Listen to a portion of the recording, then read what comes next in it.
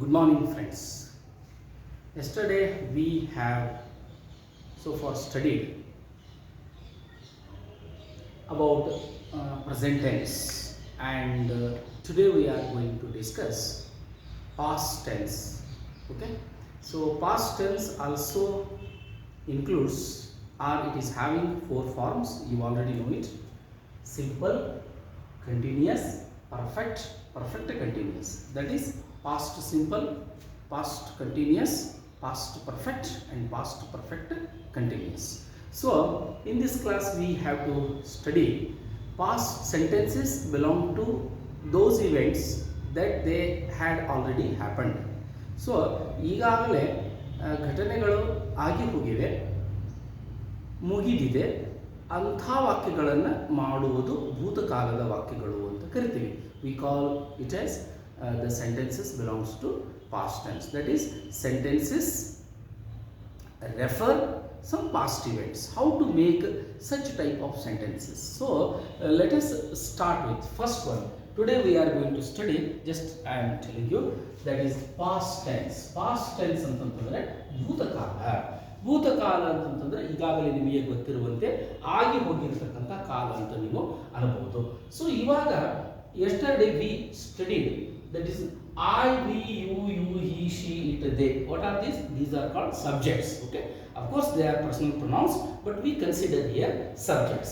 ಇವಾಗ past simple ಅನ್ನು ಮಾಡುವಾಗ, suppose you want to make past simple, what we have to understand is that we have to use second form of the verb. A verb has four forms, that is plain form, past form, past participle, and present participle. For simple we call it is V1, V2, V3, V4. ಕ್ರಿಯಾಪದಕ್ಕೆ ನಾಲ್ಕು ರೂಪಗಳು: ಮೂಲ ಕ್ರಿಯಾಪದ, ಧಾತು ಕ್ರಿಯಾಪದ, ಆಮೇಲೆ ಭೂತಕಾಲದ ಕ್ರಿಯಾಪದ, ಆಮೇಲೆ ಭೂತ ಕೃದ್ವಾಚಕ, ಆಮೇಲೆ ಇನ್ನೊಂದು ವರ್ತಮಾನ ಕಾಲದಲ್ಲಿ ಬಳಸತಕ್ಕಂಥದ್ದು, that is continuous. Present participle ಅಂತ ನಾವು ಕರಿತೀವಿ ಅದನ್ನು. So let us see in this case, what is that? ಇಲ್ಲಿ ನಾವು ಕ್ರಿಯಾಪದದ ಎರಡನೇ ರೂಪವನ್ನು ಉಪಯೋಗಿಸಬೇಕು. So I have written here V2. Example, you say I learned English. ಅಂದ್ರೆ ನಾವು ಇಂಗ್ಲಿಷ್ ಅನ್ನು ಕಲಿತೇನು ಅಂತ ಅರ್ಥ.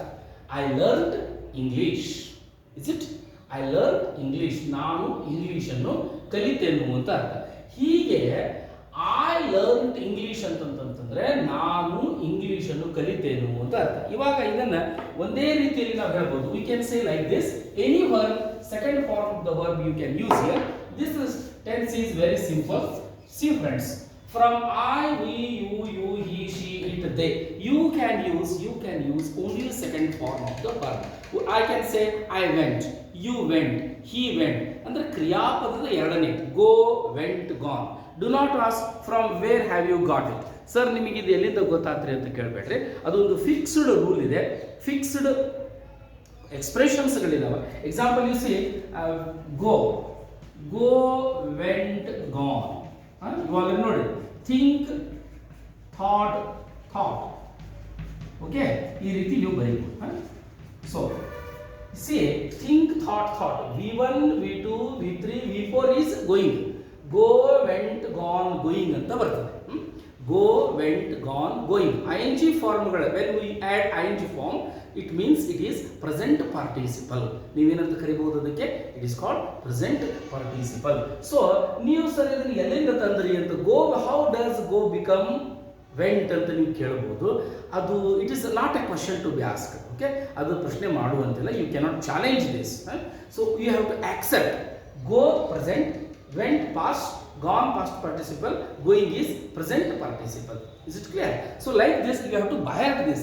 There is nothing to do too much about it. Now let us see friends. One word I use here. I learned English.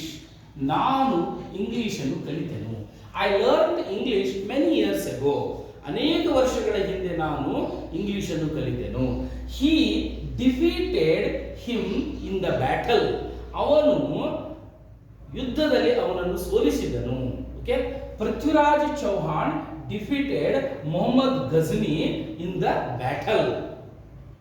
Okay, so Muhammad Ghazniಯನ್ನು ಯುದ್ಧದಲ್ಲಿ ಅವನು ಏನು ಮಾಡಿದ ಅಂತಂತಂದ್ರೆ ಸೋಲಿಸಿದ. So Immadi Pulikeshi or second Pulikeshi defeated Harshavardhana on the banks of Narmada. Narmada ನದಿಯ ತೀರದ ಮೇಲೆ ಹರ್ಷವರ್ಧನನನ್ನು ಎರಡನೆಯ ಪುಲಿಕೇಶಿ ಏನು ಮಾಡಿದ ಅಂತಂದ್ರೆ ಸೋಲಿಸಿದನು. ಸೊ ರಾಮ ಕಿಲ್ಡ್ ರಾವಣ, ರಾಮನು ರಾವಣನನ್ನು ಕೊಂದನು. ಸೊ ಭೂತಕಾಲದ ವಾಕ್ಯಗಳು, when you make past sentences are simple forms, you have to use second form of the verb. So is it clear? I learned English, we learned English, you learned English, he learned English, she learned English, it learned English, they learned English. Important thing is here you have to use only second form of the verb. So is it clear? I learned English, ನಾನು English ಅನ್ನು ಕಲಿತೆನು, ಅವರು English ಅನ್ನು ಕಲಿತರು, they learned English. So this is how past simple. In past continuous ದಲ್ಲಿ let us see, past continuous takes the helping verb was. I was learning what? English. ನಾನು English ಅನ್ನು ಕಲಿಯುತ್ತಿದ್ದೆ. I was learning English 2 years ago. 2 ವರ್ಷಗಳ ಹಿಂದೆ ನಾನು English ಅನ್ನು ಕಲಿಯುತ್ತಿದ್ದೆ. I was learning music, ನಾನು ಸಂಗೀತವನ್ನು ಕಲಿಯುತ್ತಿದ್ದೆ. I was working very well, ನಾನು ತುಂಬ ಚೆನ್ನಾಗಿ ಕೆಲಸ ಮಾಡ್ತಾ ಇದ್ದೆ. ಸೊ ನೀವು ಯಾವ ಕೆಲಸವನ್ನು ಹಿಂದಕ್ಕೆ ಮಾಡುತ್ತಿದ್ದೀರೋ ಅದನ್ನು ಹೇಳಬೇಕು. Example, yesterday I was watching movie, ನಿನ್ನೆ ನಾನು ಒಂದು ಪಿಕ್ಚರ್ ಅನ್ನು ಅಥವಾ ಮೂವಿಯನ್ನು ನೋಡುತ್ತಿದ್ದೆ.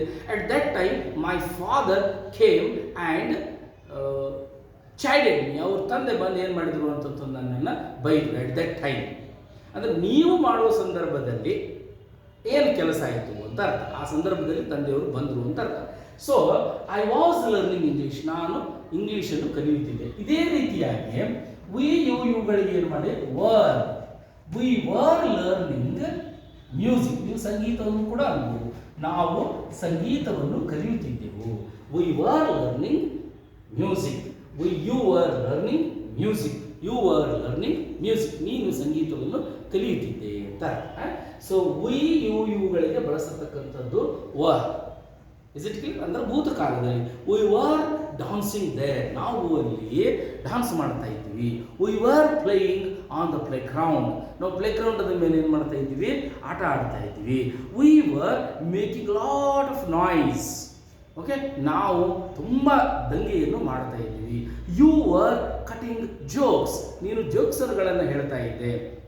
You were completing that work, ನೀವು ಆ ಕೆಲಸವನ್ನು ಮಾಡ್ತಾ ಇದ್ರಿ ಅಥವಾ ಮುಗಿಸ್ತಾ ಇದ್ರಿ. You were taking some meals, ನೀನು ಒಂದಿಷ್ಟು ಊಟವನ್ನು ಮಾಡ್ತಾ ಇದ್ದೆ. ಹೀಗೆ ಆ ಸಂದರ್ಭದಲ್ಲಿ ಆ ಕೆಲಸ ನಡೆದಿತ್ತು, ನಮ್ಮ ತಂದೆಯವರು ಬರ್ತಾ ಇದ್ರು ಅಂತ ಹೇಳಿ. My father was coming, my father was coming. I write here, he was learning English ಅಂತಂದ್ರೆ ಅವನು ಇಂಗ್ಲಿಷ್ ಅನ್ನು ಕಲಿಯುತ್ತಿದ್ದ.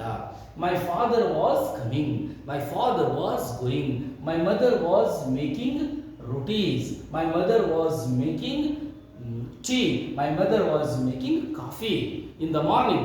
ನಮ್ಮ ತಾಯಿಯು ಬೆಳಗ್ಗೆ ಕಾಫಿಯನ್ನು ಮಾಡ್ತಿದ್ದಳು. My mother was making coffee in the morning.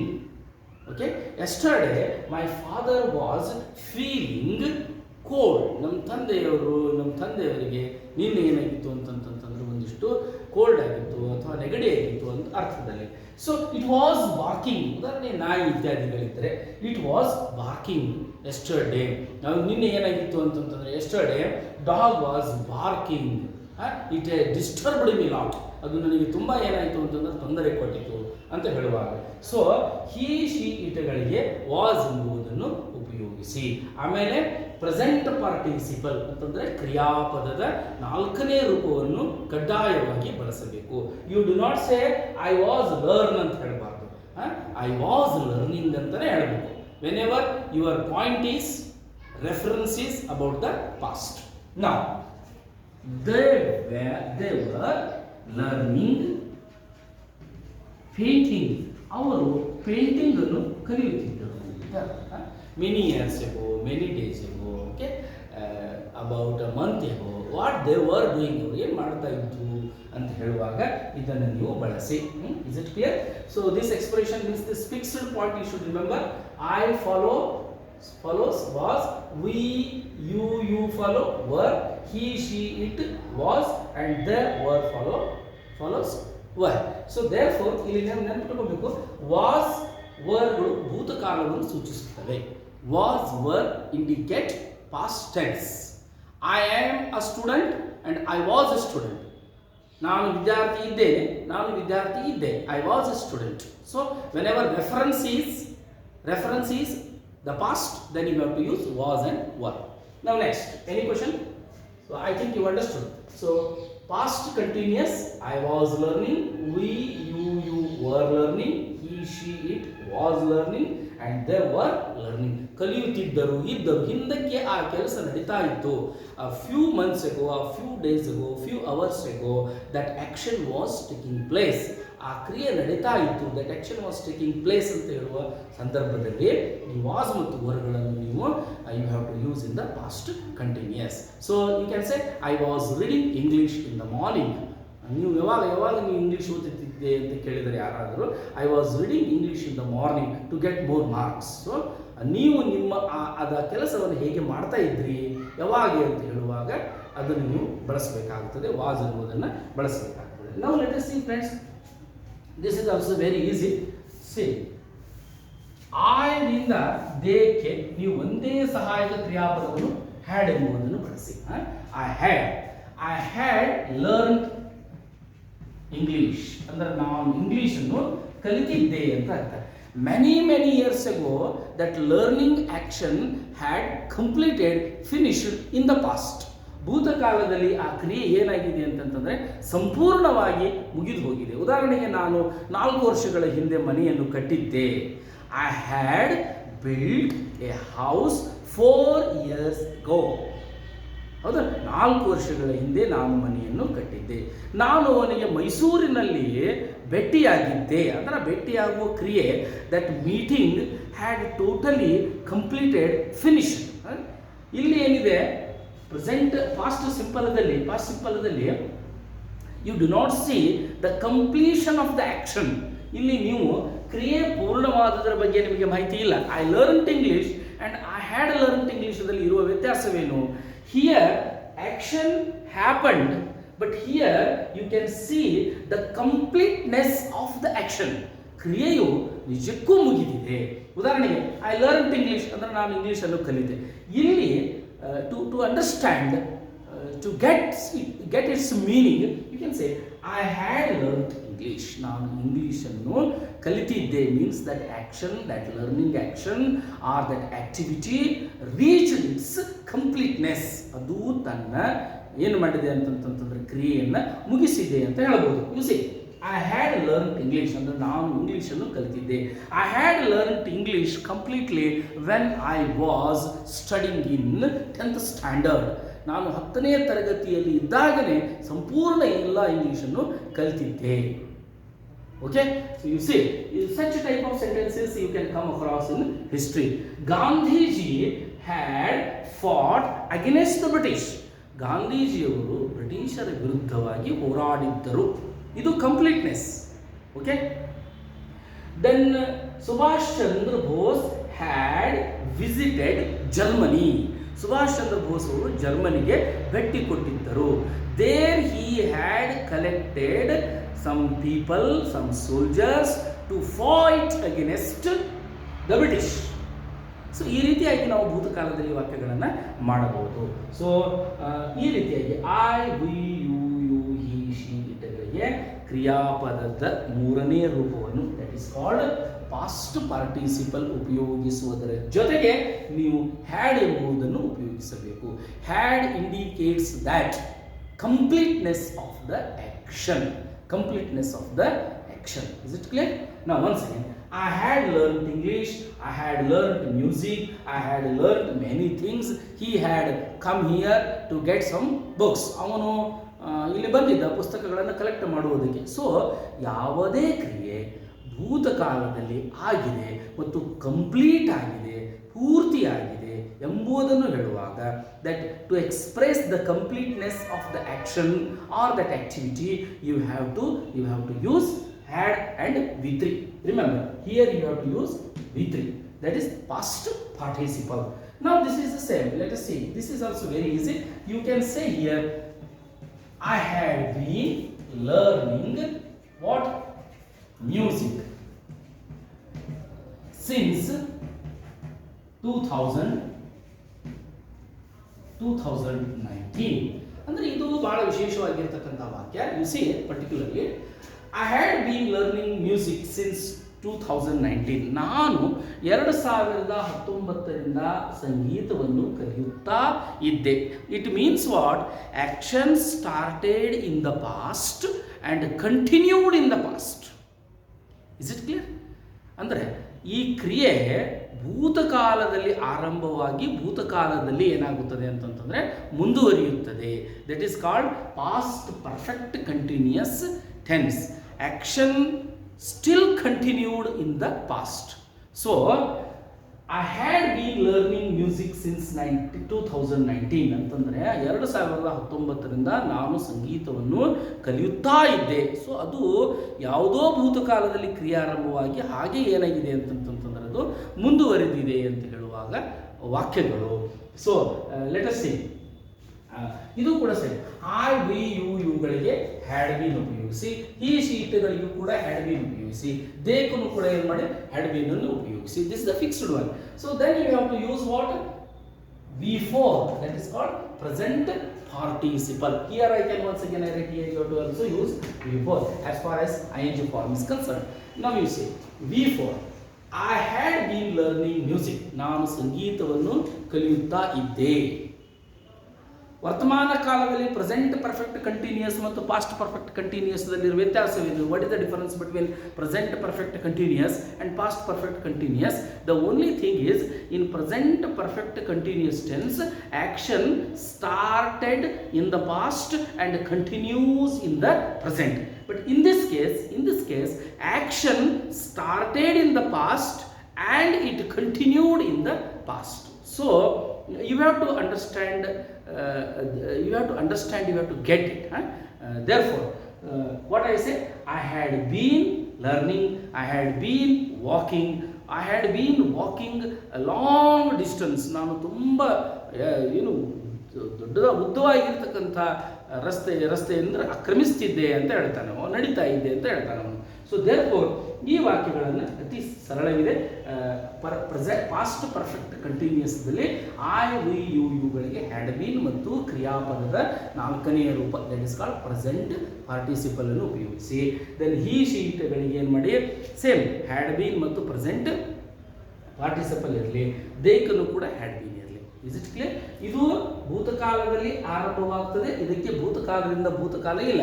It doesn't move from past to past, but in this case past to past, ಭೂತಕಾಲದಿಂದಲೇ ಭೂತಕಾಲಕ್ಕೆ ಇದು ಹೋಗುತ್ತದೆ. You have to understand language, sense you have to understand, its meaning you have to understand.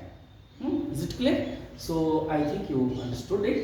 Once again, tenses past ಟೆನ್ಸ್ನಲ್ಲಿ simple, continuous, perfect ಮತ್ತು perfect continuous ಅಂತ ಇದೆ. ಇದರಲ್ಲಿ it is very easy.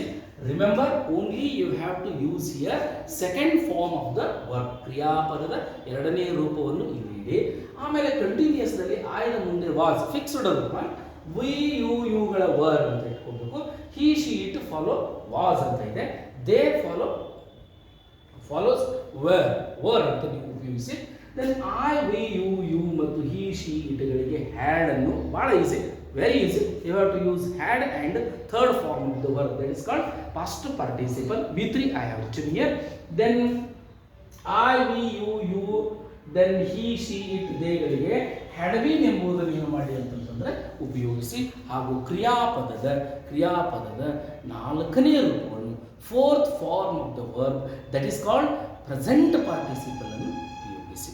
This is how you have to understand. And one important thing is, you have to study the almost all important conjugations, that is called verb forms ಗಳು ಯಾವ್ಯಾವ ಇದಾವೆ ಅವುಗಳನ್ನು ನೀವು ದಯಮಾಡಿ ಬಯಾಟ್ ಮಾಡಿ. ಉದಾಹರಣೆಗೆ bring, brought, buy, bought, go, went, gone, think thought. So ಇವುಗಳನ್ನೆಲ್ಲ ಏನು ಮಾಡಬೇಕು ಅಂತಂತಂದರೆ ಒಂದು ರೀತಿಯಾಗಿ ಸುಮಾರು 200, 300, 400 ನಿಯರ್ಲಿ 5 to 1000 ವರ್ಬ್ಸ್ಗಳು ನಿಮಗೆ ಒಂದಿಷ್ಟು ನೆನಪಿದ್ದಲ್ಲಿ so you can make sentences very, very easily with the help of tenses. Okay friends, see you tomorrow again.